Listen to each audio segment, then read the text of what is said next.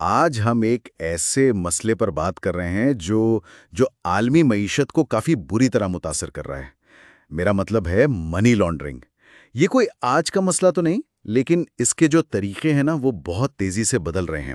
ہمارے پاس جو کیا کہتے ہیں ذرائع ہیں، خاص طور پر نئے مؤخذ کا مطالعہ اور تجزیہ، وہ یہ دکھاتے ہیں کہ مجرم کتنی آپ کہہ لیں چالاکی سے ٹیکنالوجی استعمال کر رہے ہیں پیسہ چھپانے کے لیے۔ جی بالکل۔ اقوام متحدہ کا اندازہ ہے کہ ہر سال 800 ارب سے لے کر 2 ٹریلین ڈالر تک لانڈر ہوتے ہیں۔ بہت بڑی رقم ہے یہ۔ ہاں، یہ عالمی جی ڈی پی کا تقریباً 2 سے 5% بنتا ہے، مطلب بہت ہی زیادہ ہے۔ تو آئیے دیکھتے ہیں وہ کون سے ٹاپ 5 طریقے ہیں جو آج کل زیادہ چل رہے ہیں۔ پہلا والا تو سچ پوچھیں کافی حیران کن ہے، فوری پیغام رسانی ایپس یعنی انسٹنٹ میسنجنگ۔ جی یہ واقعی حیران کرنے والی بات ہے۔ یہ وہ ایپس ہے جو ہم روزمرہ چیٹ کے لیے، کبھی چھوٹی موٹی پیمنٹ کے لیے استعمال کرتے ہیں، لیکن اب ہو یہ رہا ہے کہ بڑے پیمانے پر رقم کی غیر قانونی منتقلی کے لیے یہ استعمال ہو رہی ہیں۔ اچھا؟ اصل میں ان پلیٹ فارمز پر ٹرانزیکشنز اتنی زیادہ ہوتی ہیں، اتنی تیزی سے ہوتی ہیں کہ ان میں سے مشکوک کون سی ہے یہ پکڑنا بہت بہت مشکل ہو جاتا ہے۔ تو مطلب ان کی جو آسانی اور رفتار ہے وہی ایک طرح سے مسئلہ بن گئی ہے۔ بالکل بالکل۔ اسی لیے جو کاروبار ہے ان کو بہت زیادہ چوکس رہنے کی ضرورت ہے۔ ان کو اچھے اینٹی منی لانڈرنگ یعنی AML سسٹمز چاہیے، ٹریننگ دینی ہوگی اپنے لوگوں کو، تبھی وہ شاید جعلی اکاؤنٹس اور جو مشکوک سرگرمیاں ہیں ان کو پہچان پائیں گے۔ صحیح۔ اچھا، اگلا جو میدان ہے جہاں یہ مسئلہ پھیل رہا ہے وہ ہے آن لائن گیمز کا۔ گیمنگ انڈسٹری تو آج کل اربوں ڈالرز کی ہے۔ جی ہاں، اور مجرموں نے ظاہر ہے اسے بھی نہیں چھوڑا۔ ان گیمز میں آپ کو پتہ ہے ورچوئل کرنسی ہوتی ہے۔ ہاں ہوتی ہے، جسے اصل پیسوں سے خریدا جا سکتا ہے، بیچا جا سکتا ہے۔ اب مسئلہ یہ ہے کہ اس فیلڈ میں قانون اتنے واضح نہیں ہے، تو مجرم کیا کرتے؟ وہ مختلف ملکوں میں اکاؤنٹس بنا لیتے، گیم کے اندر کریڈٹس خریدتے ہیں، ایک اکاؤنٹ سے دوسرے میں بھیجتے ہیں، یا کبھی کبھی تو دوسرے پلیئرز کے اکاؤنٹس ہیک کر کے ان کے کریڈٹس چرا لیتے ہیں۔ تو وہ جو کالا دھن ہے وہ ان ورچوئل چیزوں میں بدل جاتا ہے، جس سے بعد میں وہ صاف پیسے کے طور پر نکال لیتے ہیں۔ باپ رے! اچھا، ایک اور چیز جو ہم سب استعمال کرتے ہیں، گفٹ کارڈز، ان کا بھی غلط استعمال ہو رہا ہے۔ جی ہاں، بظاہر تو یہ بڑے معصوم سے لگتے ہیں نا گفٹ کارڈز، لیکن یہ بھی ایک بڑا ذریعہ بن گئے ہیں۔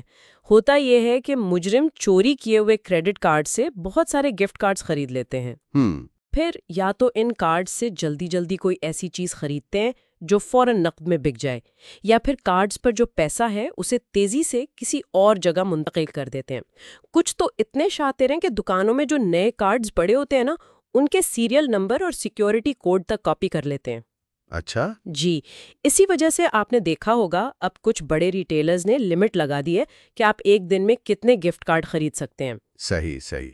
اچھا، چوتھا طریقہ جس کا آج کل بہت شور ہے، کرپٹو کرنسی۔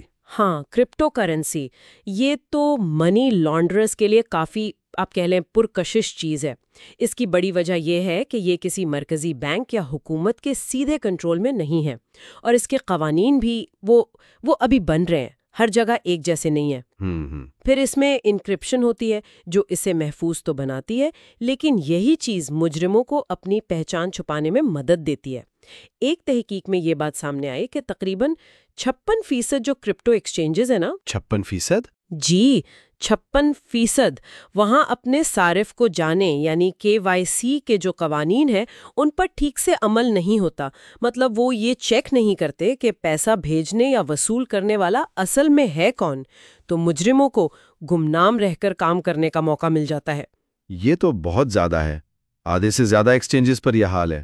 جی، اور آخری طریقہ جو شاید سب سے پرانا ہے، شیل کمپنیاں۔ جی، شیل کمپنیاں یا فرنٹ کمپنیاں کہہ لیں، یہ تو آزمودہ طریقہ ہے۔ یہ بس کاغذوں میں کمپنیاں ہوتی ہیں، ان کا اصل مقصد ہوتا ہے غیر قانونی پیسے کے مالک کو چھپانا۔ اچھا، وہ کیا کرتی ہیں؟ جعلی رسیدیں بنائیں گی، سامان سستا بیچ کر نقصان دکھائیں گی، یا پھر قانونی اور غیر قانونی پیسے کو ایسے ملائیں گی کہ سب جائز لگے۔ اس سے پیسہ بھی صاف ہو جاتا ہے اور وہ حکومتی نظروں سے بھی بچ جاتے ہیں، اور پھر اسی پیسے سے اپنی آپ کہہ لیں مجرمانہ سرگرمیاں جاری رکھتے ہیں۔ مطلب یہ ایک پورا نظام ہے۔ بالکل. اور دیکھیں دلچسپ بات یہ ہے کہ ایک طرف تو حکومتیں اور ادارے ہیں جو منی لانڈرنگ کو پکڑنے کے لیے نئی نئی ٹیکنالوجی جیسے AI اور AML سافٹ ویئر استعمال کر رہے ہیں، یہاں تک کہ بلاک چین ٹیکنالوجی کو بھی استعمال کرنے کا سوچ رہے ہیں. جی. لیکن دوسرے طرف مجرم بھی پیچھے نہیں ہے، وہ بھی ٹیکنالوجی کا فائدہ اٹھا کر نئے نئے طریقے نکال رہے ہیں.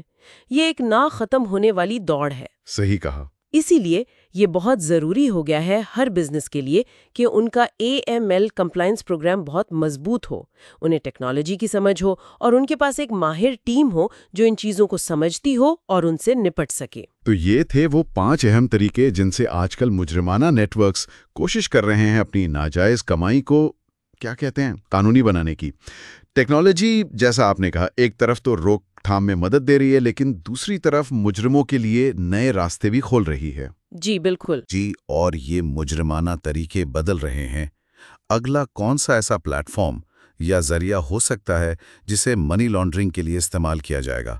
اور اس سے پہلے کہ وہ بڑے پیمانے پر استعمال ہو، اس پر نظر کیسے رکھی جا سکتی ہے؟ یہ ایک بڑا چیلنج ہے.